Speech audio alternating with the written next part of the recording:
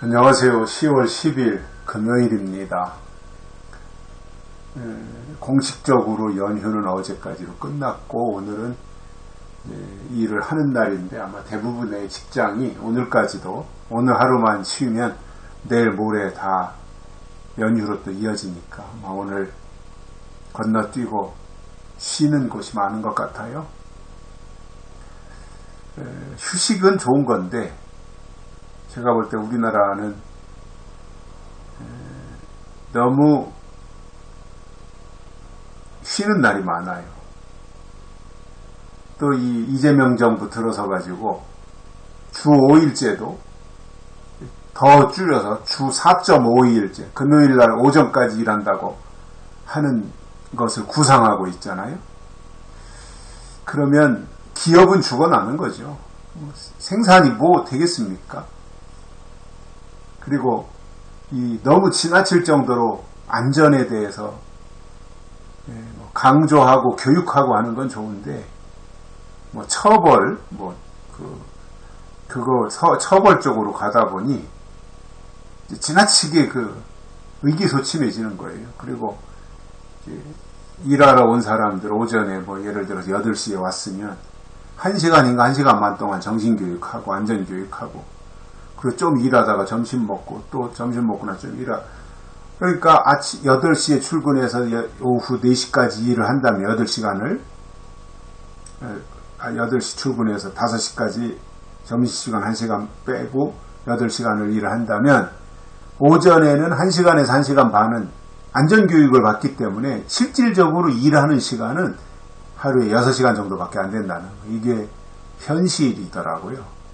그러게요. 어느 쪽이 잘하는 건지는 모르겠는데 안전도 중요하지만 이런 식으로 처벌 쪽으로 가다 보면 기업이 투자를 안 하게 되고 그러다 보면 우리 대한민국의 여러 가지 어려움이 가중될 수 있겠다. 그러한 우려가 생기더라고요. 아무튼 일방적으로 정부가 밀어붙이지 말고 국민들하고 소통해서 방향을 정하고 갔으면 좋겠어요. 그런데 자꾸 이제 독재로 간다 이런 얘기들이 많이 나오더라고요. 외국에서도 그런 얘기들을 하고 지적하고 그런 게 사실은 걱정이 돼요. 상권 분립이 지켜져야 되는데 대법원장도 물러나라 그러고 말이죠. 지들 맘대로 다 하려고 하니까 진짜 나쁜 사람들이 그 중에 이재명이 제일 나쁜 사람이에요. 오늘은 사도행전 9장 36절 37절 2절 말씀 보시겠습니다.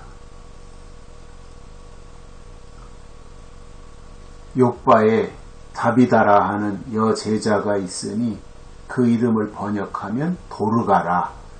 선행과 구제하는 일이 심히 많더니 그때에 병들어 죽음에 시체를 씻어 달하게 뉘우니라. 아멘.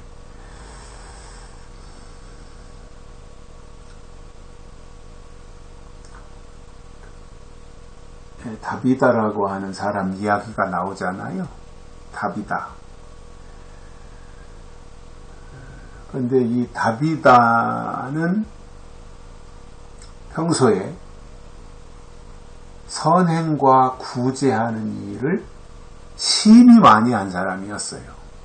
굉장히 중요한 부분이죠. 선행을 베풀고 구제하고 하는 일. 이 도르가가 그 일을 많이 했어요. 제대로 넉넉해서 했겠습니까? 하는 것이 기쁘니까 즐거운 마음으로 했겠지요. 선행을 베풀고 구제하고. 우리 하나님의 사람들이 소홀히 해서는 안 되는 부분들이라고 보여져요. 이 부분이. 물론 이거는 또 이 선행하고 구제하고 하는 일은 또 하나님 앞에 헌금하는 것과는 또 별개잖아요. 하나님께 헌금은 헌금대로 하고 선행과 구제하는 일은 또 그것대로 따로 하고, 그러니까 지출이 많은 거죠. 어려운 거예요, 이게.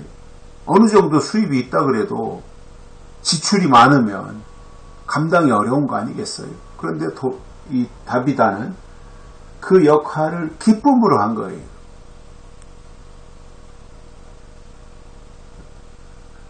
저는 우리나라 유명한 이단들이 몇 군데가 있는데 하나님을 믿는 사람들에게 있어서야 이단이 문제가 되지만 세상 사람들의 입장에서는 뭐 이단이든 뭐 정통이든 그게 뭐 그렇게 중요하겠어요. 세상 사람들에게는. 그런데 이제 세상 사람들이 보는 관점은 뭐냐면 사회 봉사, 사회 환원 이런 것을 가지고 기준을 삼는 거예요. 그러니까 어떤 종교단체는 헌금이 들어오면 뭐 50%를 사회로 환원한다. 이게 아예 그 교단의 이 법으로 정해져 있는 그러한 데도 있다 그래요. 또 어떤 데는 이렇게 좀 어느 정도의 이제 목표를 정하고 뭐 구청에다가 뭐 1억 원씩 갖다가 사회 환원 사업을 한다든가 또 그 교회 개인도 돌아가시기 전에 뭐 1,000만 원을 또 낸다든가 뭐 이런 식으로 하는 사람들도 있다고 해요. 저도 들었는데 물론 좋은 거예요. 좋은 건데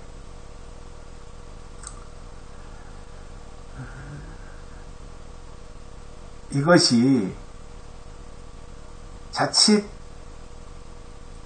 그 선행을 통해서 기부하는 이것을 통해서 그들의 그 약한 부분을 포장하는 용도로 잘못 쓰여질 수 있다.